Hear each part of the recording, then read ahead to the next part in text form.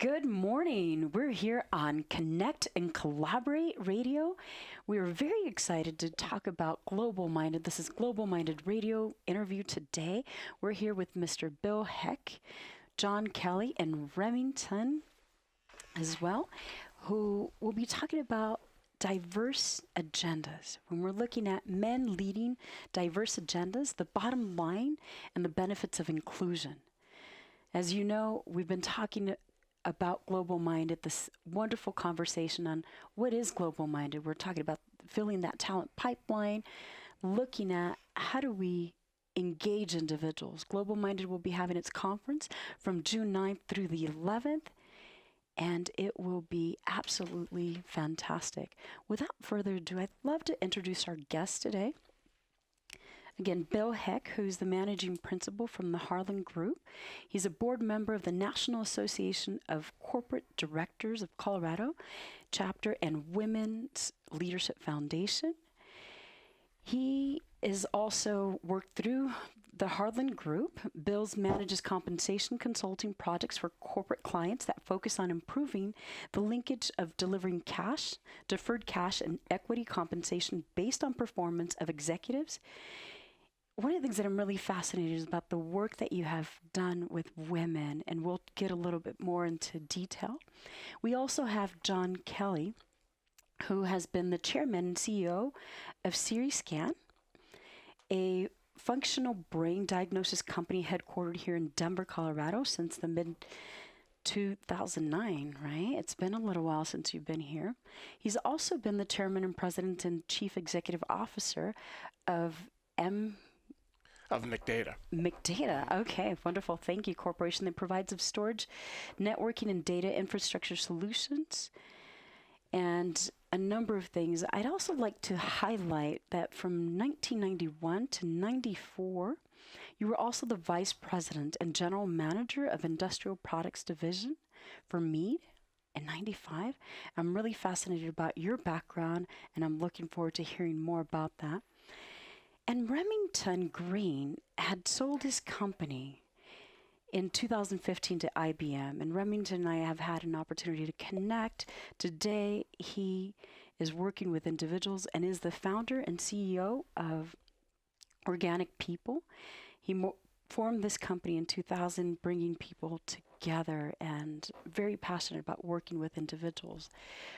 We'll get started with our amazing topic today, men leading diverse agendas. We're going to go ahead and get started with you, John. How are you leading diverse agendas? Well, I think that when we have an opportunity to help others, we should take advantage of that opportunity. If there are things that we can share and do that can help people progress in their personal or business life, I think it's incumbent on all of us to carve out time to do that. I'd also say that when you have a diverse agenda, that it's not really a thing. It's a process. It's something that should be embedded in your life. It should start from the day that you want to begin with it and continue in almost a formulatic kind of way, that day to day, that you're doing the right kinds of things to help bring people along. Because by and large, people develop and grow if you tend to work with them and understand them. Slogans don't work. Improvement on a day-to-day basis does, and each of us have our areas of strength and areas of improvement. And if you can identify those areas to improve on and you can help coach, that's great. And if you can help the people who do things very well do them better, or be able to play that out in their professional life, then I think you'll succeed as a mentor and as a coach over a long period of time. And that's a process, correct? Correct. Leading individuals. Now, Bill, let's talk about your work through the Harlan Group, your background in consulting, the military, the manufacturing, healthcare, and your governance work on the National Association of Corporate Directors. And how and why are you opening doors for women, especially in the state of Colorado, as well as nationally? Well, thank you very much, and thank you very much for inviting me to be here this morning. It's a great opportunity to talk about a great topic. My background goes way, way back. I had the opportunity to work with Jeannie Holmes, the first general in the Air Force, U.S. Air Force. In that work that I did many years ago with her, it was very exciting to see how she was treated in terms of her membership in the group of flag officers in the Air Force. She had a long, hard road to maintain. She did it very well. I learned an awful lot from her. And over the years, I've taken that template of Jeannie Holmes and applied it to all other opportunities I've had to work with and for a number of talented women. And the takeaway for me is not a ideological takeaway, it's an empirical takeaway. We have an opportunity to use our resources to the fullest extent that we can. And if we forget that diverse resources in the workplace are there and talented and willing to work, we do ourselves and our companies a disservice. And so the idea is around adding value. And that's really what spurred me on in each of my involvements with women and with other groups that are diverse groups in the workplace. And speaking of adding value, how are women impacting? Give us specific examples of how are women impacting the bottom lines of companies? Yeah, it's a opportunity for me to do some studying and also to bring forth some of my experiences I've had in the past. And I can boil them down to a couple of things. One is I found women are prone to speaking truth to power. They are the ones in the group of 5 or 6 or 7 that you have around the boardroom or around the senior leadership team who really do have an opportunity to say, now let's hold on and let's talk about this in real terms. And they have some conversation that others around, especially the male counterparts, don't have in terms of identifying what really is the elephant in the room. Secondly, women are team players, more so than men. They have an opportunity to include everybody around the table in most conversations, and they do so in a really persuasive way. And they clearly are more persuasive, in my view, than men.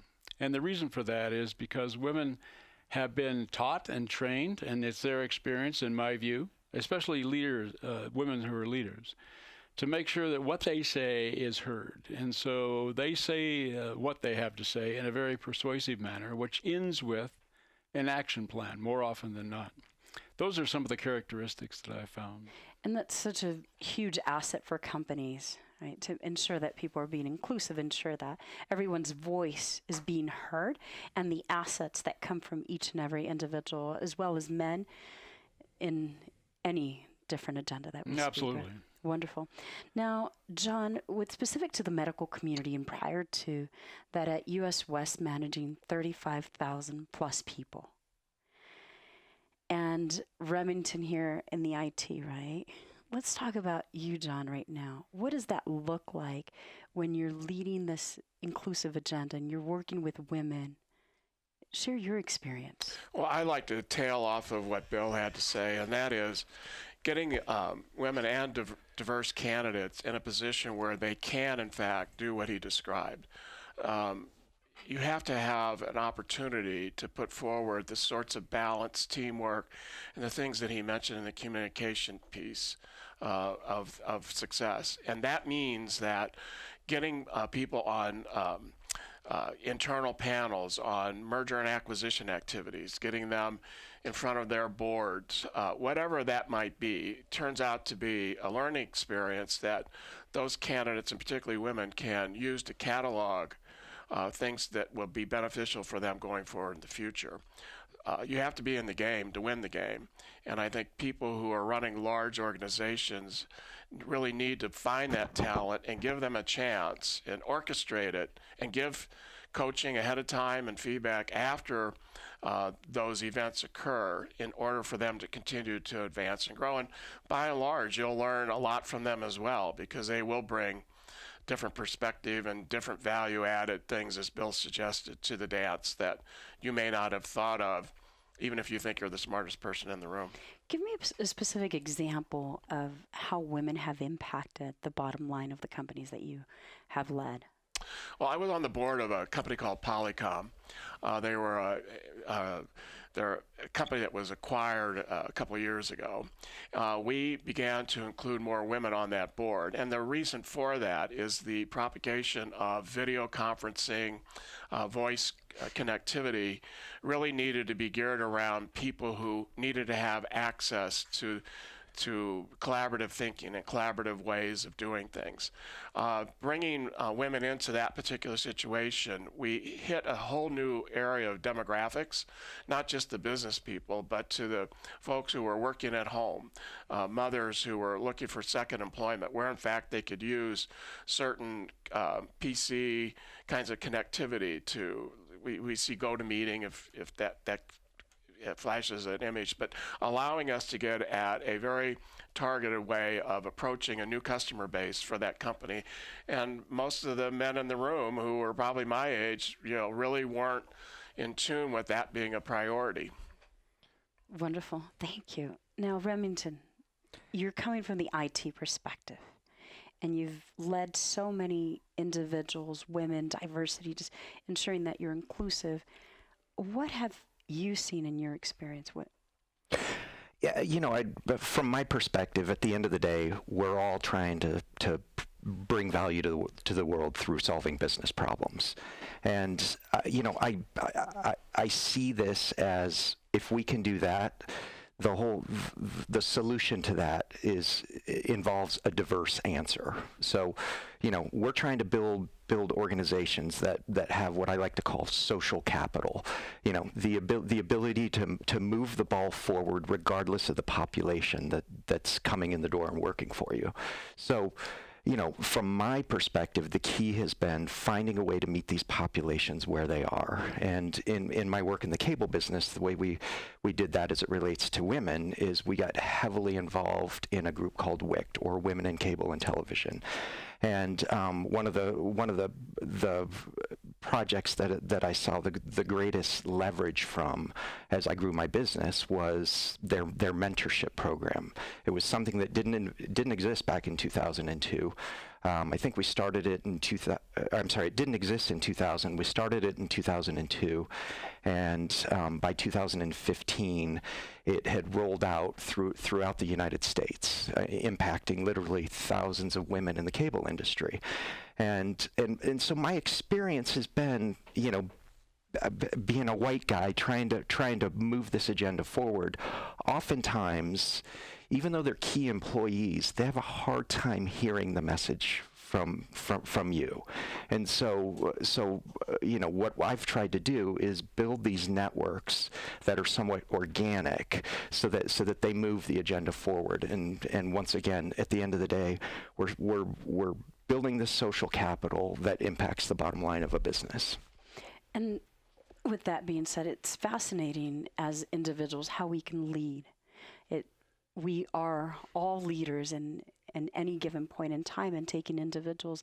I work with a lot of women myself, and figuring out sometimes we don't feel as confident being in the boardroom.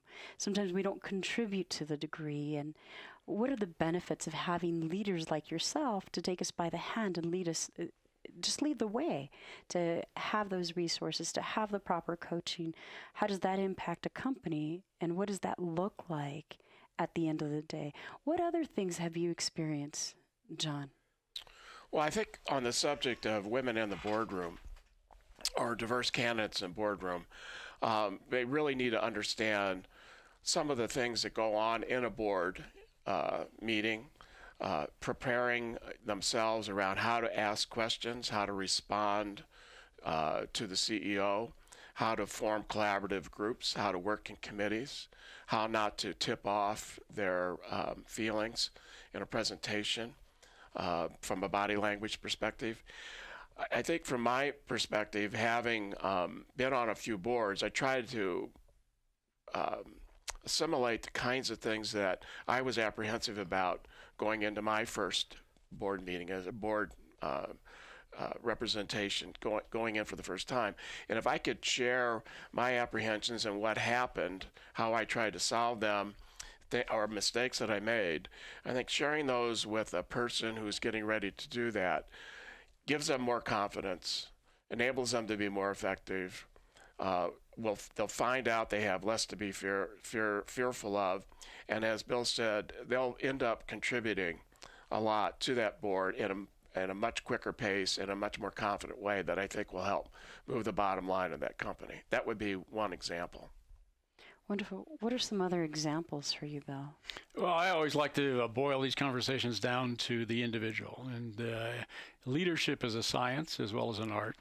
And some of those aspects of leadership I've found over time to be very critical that one has to remember is, first of all, this whole issue of including everybody has to be top of mind.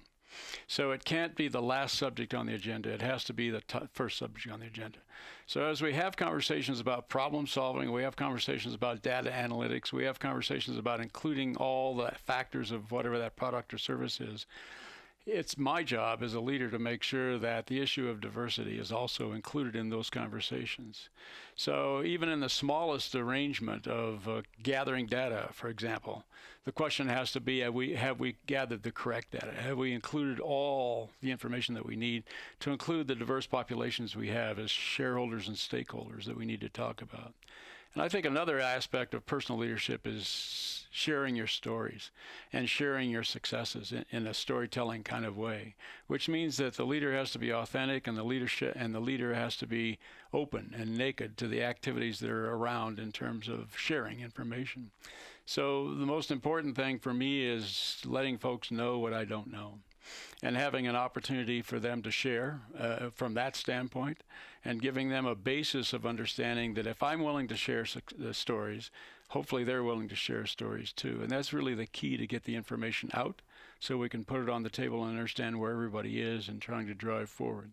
So this whole idea of having diverse folks around you is enhanced by that kind of activity, because you're surprised when you hear information that you're not really familiar with. And the way to process that information is within the group, making sure that everybody's involved.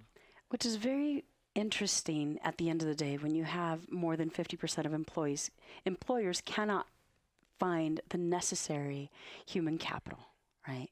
When we're looking at the impact that more than 160 billion is the impact to the bottom line of companies every year, to imagine if a company was to take individuals and take them by the hand and provide them the resources that they need, they will benefit tremendously. Based on those diverse experiences, I can say, and I said this last week, I can take a piece of the puzzle based on my own upbringing, based on my own experiences. Somebody poses a problem that they have been grappling with for a very long time. I walk in, I look at the problem, there's the puzzle. It's solved. Sometimes it's in a matter of minutes, or to go on in my head until it is complete. And I'm sure you, each and every one of you, have experienced that as well, having those diverse points of view. And speaking of that, we're here on Connect and Collaborate on GlobalMindED Radio, and we're talking here with three amazing individuals, Bill Heck, John Kelly, and Remington Green, about men leading diverse agendas, bottom line benefits of inclusion. We're also talking about the GlobalMindED Conference that will be taking place here in Denver from June 9th through the 11th. There will be a series of workshops talking about diversity and inclusion in K-12 education and entrepreneurship, and everything that has to do with our diverse talent pipeline and why you should get involved as well. Remington. Sure. So I love Bill's comment of balancing the art and the science of it all. Look, at the end of the day, pulling an organization forward in leadership is really boils down to communication and your ability to get your message across. And I walk into a lot of situations where I feel as though I have the right feedback and input, but I find that I'm unable to be heard. So my experience when we talk about diversity is, or just really communication in general, is trying to find somebody that can help me move that message forward, so that my organization can receive it well. So my feedback on that's why I really love the art and the science of it, because it's really, it's not just myself communicating, but it's me engaging others to communicate along beside me. And which is a fascinating conversation when we were sitting around the table, engaging others, tapping into their fullest potential. At the end of the day, we're all looking for those hidden talents that each and every individual brings to the table. And speaking of the hidden talents, what have been some of the hidden talents that you've experienced, that you've seen, John? I want to elaborate a little bit more on both of these comments. Please. About people. It is a two-way street. So finding talent and looking for those traits is terrific. Not all people are going to be good leaders. Not all people are going to be good managers. And the self-assessment by the individual and what they're willing to sacrifice, contribute, learn, and grow to is part of the equation. So if we set up a dynamic where diversity is honored, where it is part of your core beliefs, the person has to come to the dance with something as well. And in many cases, leadership and management, are elements that create sacrifices in personal life or choices and how you allocate your time. So the individuals themselves, if they have that capability, need to be students of the industry. They need to be willing to grow and learn. They need to be willing to risk making errors or mistakes and learning from those. So when you are really trying to identify the individual, they have to understand that it is going to be a journey, and how you bring them along is a step-by-step process, and they have to commit to that.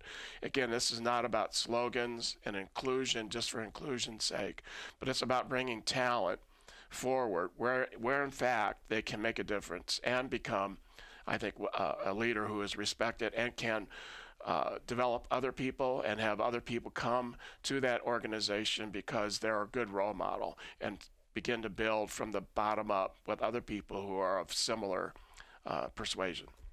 And I'm sure from a leadership perspective, I lead people and have been leading people for 20 plus years. And in seeing that, you can see that talent.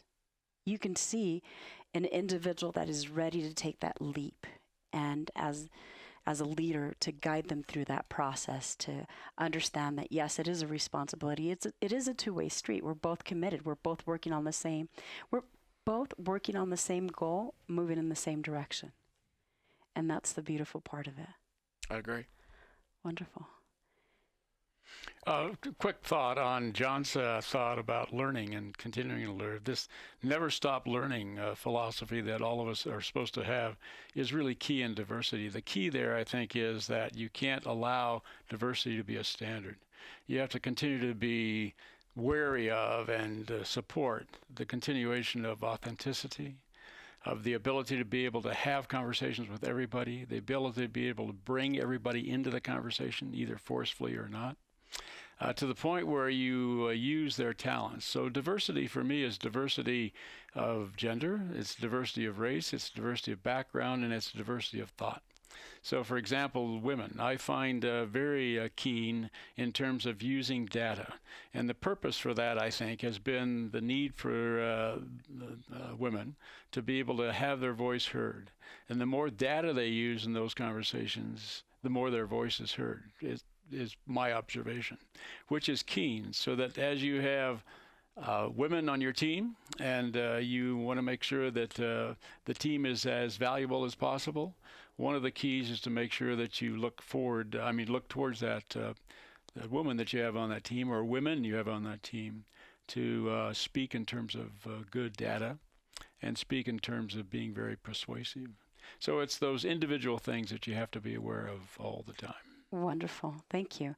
We're here on Connect and Collaborate with Global Minded Radio, speaking of the topic of men leading diverse agendas, bottom line benefits of inclusion. We will be right back.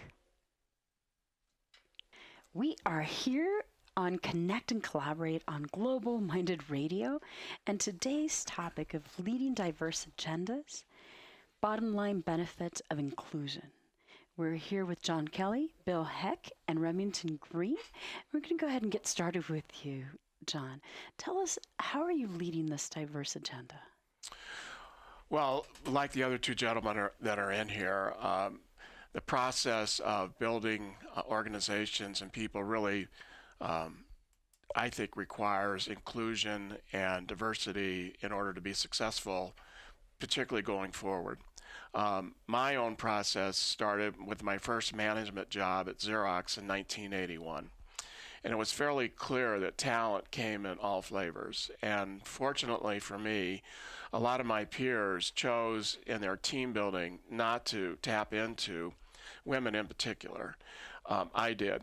And it was a huge learning experience for me to see how the women participated as team players, how they communicated, in tense situations, things like that, that I thought really helped to form up and mold the team so that it was better in terms of communication, handling conflict, and getting bottom line results. As those women from 1981 grew, many of them went on to be successful themselves. And if you go back over 30 years or so of that kind of thing, you end up having your own ecosystem of other people, women in particular, that you can call and tap into, who have ascended in a corporation where you can find talent that they may send to you to help your team. They may have some best practices that you can learn from in worldwide marketing efforts. It ends up being a marvelous opportunity to build and grow and then derive benefits as these people get into key positions of influence. So for me, tapping into that talent and keeping that network going has proven to be quite helpful. As I've had track record. Yeah, that's correct. So you can rely, if you help those people, they'll help you. And when you have that kind of situation, you tend to be perceived as a better leader because you're doing a good job. But the fact of the matter is, a lot of people you've helped are helping you out or helping your organization out. Helping others help you. Correct. At the end of the day.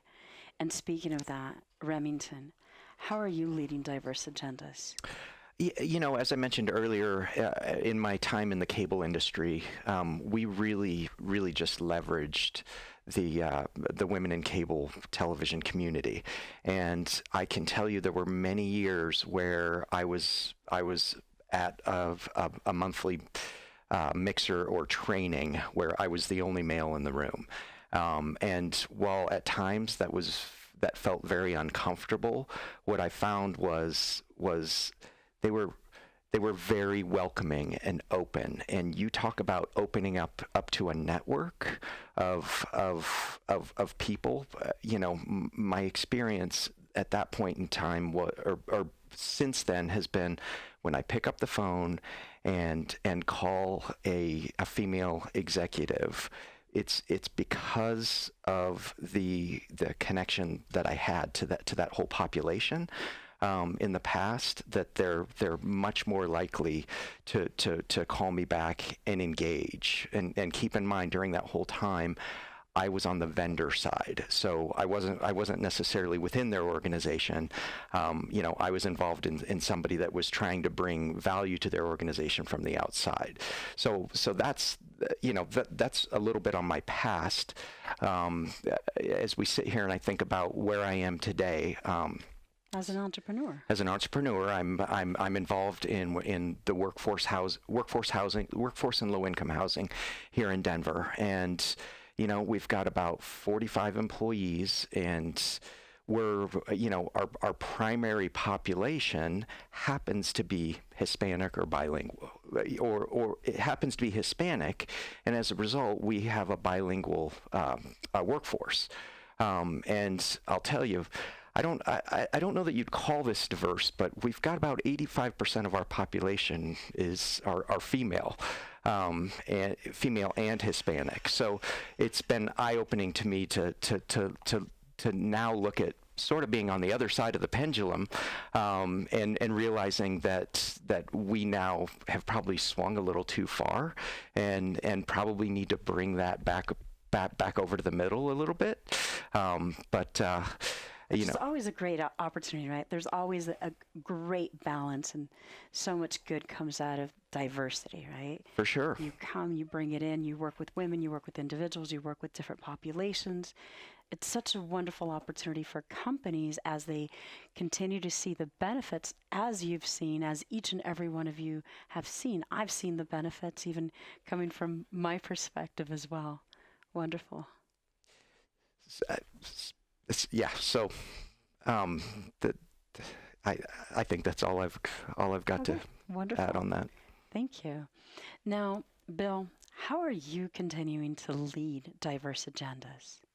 Well, that's a good question. I think in part one of the items that I keep in mind is that as a person who is identified as an individual who supports the diversity in the community, one has to be fairly forceful. And by forceful, I mean, for example, in terms of identifying folks to sit on boards, the Women's Leadership Foundation has a great opportunity through our board-bound program to identify good talent, women talent, to sit on boards. We have a process that we identify folks to be candidates on boards. My thought about that process is that the more forceful we can be in making sure that we get great talent in front of the nomination and governance committees to identify as candidates potential board members who are women, the better off we are. So an example, I was helping a company identify candidates for a board and had an opportunity to put, I think, 5 women in front of them in terms of talent. Question was, do you have any men who you can put in front of us in terms of talent? And I said, no, that's what we have. That's the talent that we have, and that's where we're moving. So forcefulness in part of making sure that your agenda is heard.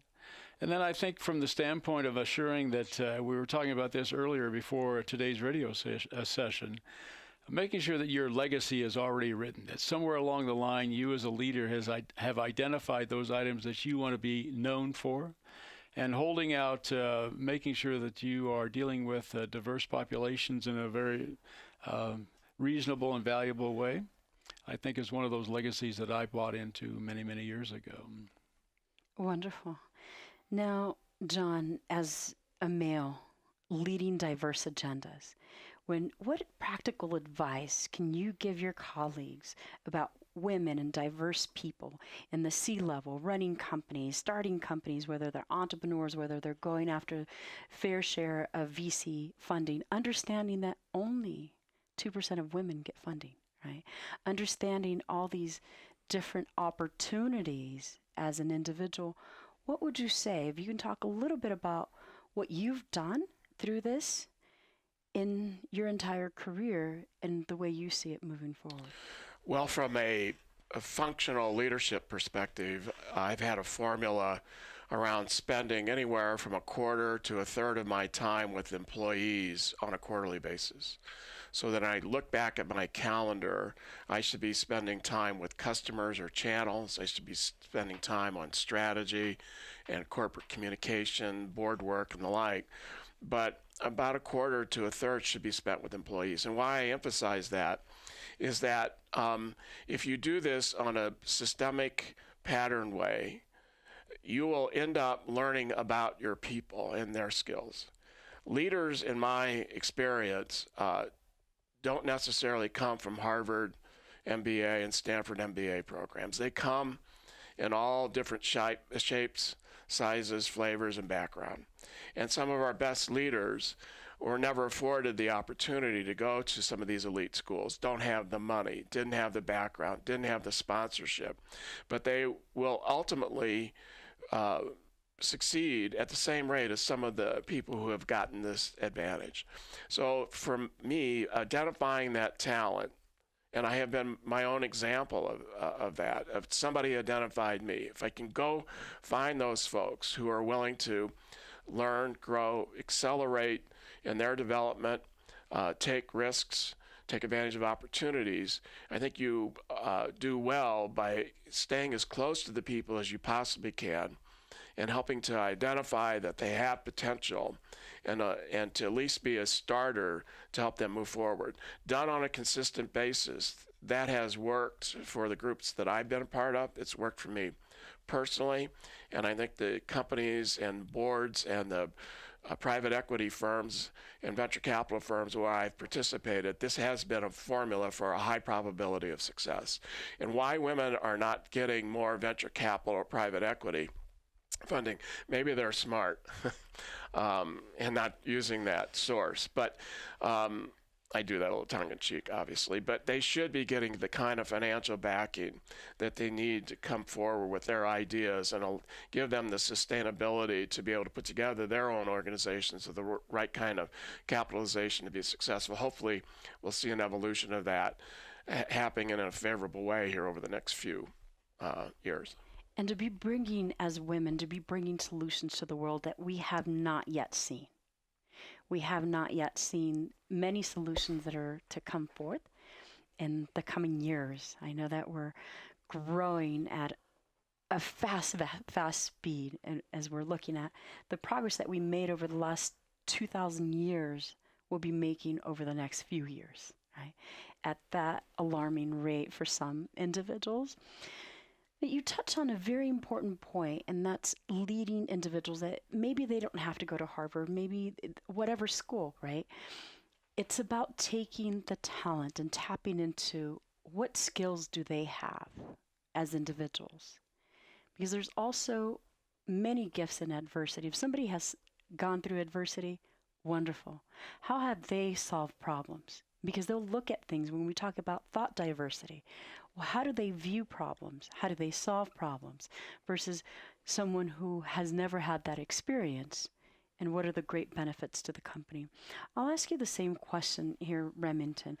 What is very practical advice that you would give your colleagues about women, diverse agendas, and what would you tell them if they're in the room with you right now? You have 5 minutes to tell them.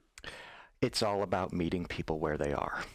You know, the reality is we're all living different lives, and you know, in my companies, you know, I've always kept the same three values, and that's honesty, continuous growth, and achieving balance. And on the achieving balance piece, you know, what I find is when you're raising a family, whether you're single or married, that really needs to be on par or first over what's going on in your work life.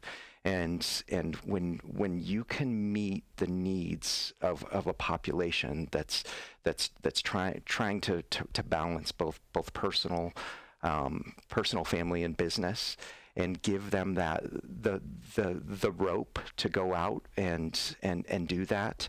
And by rope I say, you know, the ability for them to feel comfortable making a mistake or doing something that might go wrong. What you do is you build a trust, or, you know, like I mentioned earlier, this social capital piece, where at the end of the day they know they're accepted for who they are, and they're being harnessed.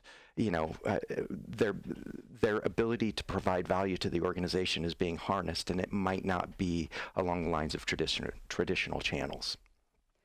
Very interesting. Fascinating. Bill, share your take on this. What practical advice would you give your colleagues? Women, inclusivity, diversity. What does that look like?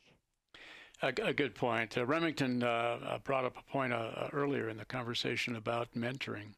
I think what Remington just talked about, if it's manifested through mentoring, is a powerful opportunity. So anytime that you can form a mentoring group or get involved with a mentoring group, I think that's key. It's that one-on-one personal advice that you give that's situational, that's philosophical, and that's practical in terms of going forward in a mentoring environment. And that goes back to John's comment about making sure that you set time aside to call people out, to bring them into your sphere, have an opportunity to share with them the attitudes that you have that have been both successful and those that haven't been successful, that deal with making sure that you are using every bit of the population that's around you, stakeholders, shareholders, employers, employees, whoever they are in that regard. I think the other element is that there are some tricks to the trade that are key, that are starting to gain traction. One of them is blind resumes. If you haven't thought about doing that in your work or in the opportunities that you have to deal with people, that might be key. So, for example, in board work, there's an opportunity to have resumes or board curriculum vitas show up in front of nomination governance committees that don't have any information about the individual other than their skills and their experience. So too in the employment environment. If you use a blind resume opportunity in that environment, you'd also find yourself in front of folks who bring a lot of perspective to the organization that may not have been in the past filtered into the final conversation or interview.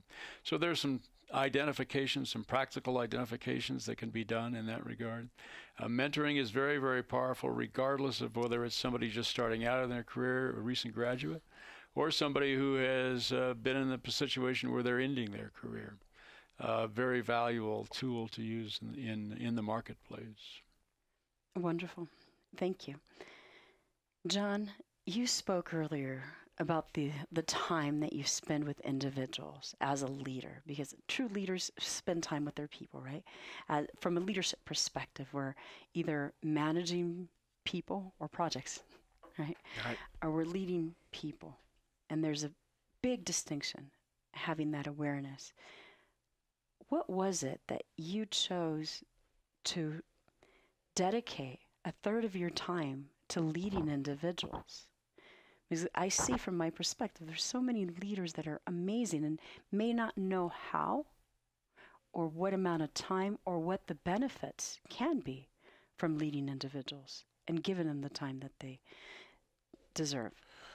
Well, I think it's both Remington and Bill have brought up the individual attention that seems to be another proven way for success for individuals. When you have that opportunity, you'll find that you have better teams, and teams overall win. For those of us here in the room, we've seen the crash in '87. We've seen the crash in 2001. We've seen the crash in 2007, 8. And the best laid plans failed. It wasn't because the individuals weren't great managers or leaders, but there are larger things that can happen that take you off course. But resilient teams will come back faster. They'll respond to adversity quicker. Diverse organizations, in my experience, and all three of those economic downturns ended up coming out better, stronger, faster, and emerged as better leaders because they knew how to handle success as well as handling problems. And that is what people will follow, that if you have a direction, you follow through on it, you pull the teams together, you're quick on giving feedback, you adapt to things that you're not anticipating, you will win in the long run. And you will develop fiber and core skills that will allow you to teach others as you move up and pull along other people who, in fact, can benefit from those experiences you had during those hard times. Wonderful. What else can you share, Bill, about diversity and working with women from a male's perspective? Yeah, the opportunities that are out there are endless. The key is keeping your eyes and your ears open for those opportunities. So the smallest opportunities that you would think wouldn't create any advantage going forward are sometimes the best opportunities to pursue. So, for example, on the storytelling side, I worked with a number of very high-powered women at the Hospital Corporation of America. They were in professional services roles, ranging from nursing to caregiving on the physician side. I had an opportunity to be able to be in their midst and group together with them on a number of data decision points in terms of making large decisions going forward. I found myself, again, as Remington indicated, being the only male in the room in that process. My first tactic was to be as silent as possible and not ask too many questions, and that tactic didn't work at all. The more I got involved with learning their perspective and where they're from, the more I got involved in learning how they make decisions And the criteria that I was just identifying earlier in our conversation, or part of that learning that I had, was to my advantage, which ended up being to the organization's advantage. So every small opportunity you have to have a conversation around diversity, take it, express more interest in doing more in that regard, and getting deeper into those conversations. And then on the learning side, there's a lot of empirical data out there in terms of how diverse groups work better, as John said. I would encourage you to go out and search that information out. Spend some time digging into that information, finding out what the connection is between the actual doing and the actual results of whatever you're doing. And there's ways of handling those conversations that are taught by coaches. That kind of information is available to you. Spend some time learning about that, understanding that. Get out of your comfort zone. Do things that you normally aren't thinking about doing or doing. Having conversations with folks that go to the edge of the conversation. All of those elements on a daily basis, I think, are really key in terms of making sure that you're honest about your commitment to diversity. Wonderful. And speaking about commitments to diversity, what final words of advice, Remington, would you give to our listeners who are thinking of creating even greater opportunities for their organizations as they continue to lead their companies into the future? You know, when you boil so much of this down, it can get so basic. And I feel fortunate that I get to tap dance to work every single day. And as I get to know people that I work with, if I can just understand the things that give them energy, the energy drivers, and the things that they really enjoy doing, then they get to tap dance to work.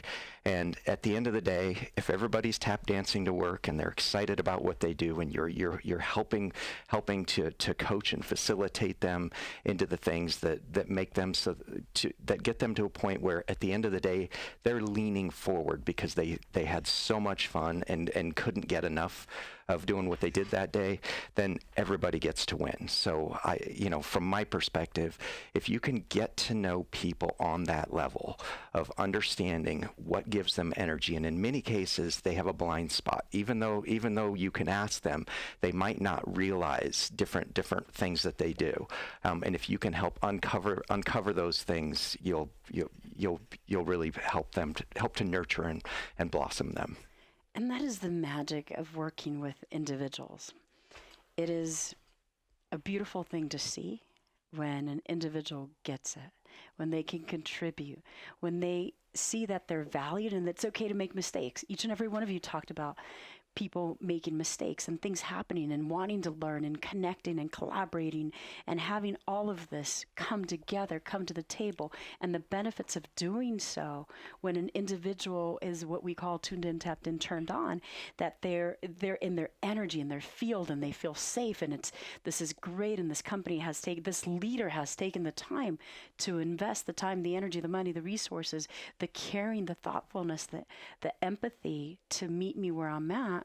And all of a sudden, it is a win-win situation for each and every one of us that's involved. And not only does the company benefit, society benefits, and the world as a whole benefits with that. Wonderful. We're here on Connect and Collaborate on GlobalMindED Radio. And we had 3 amazing guests, Remington Green, Bill Heck, and John Kelly, who were here to join us. And please join us at the GlobalMindED Conference from June 9th through the 11th. Visit us on the web, globalminded.org. We look forward to hearing you and hearing more about all of your successes, each and every one of you. Thank you so much, gentlemen, for being here with us today. Thank you. Thank you.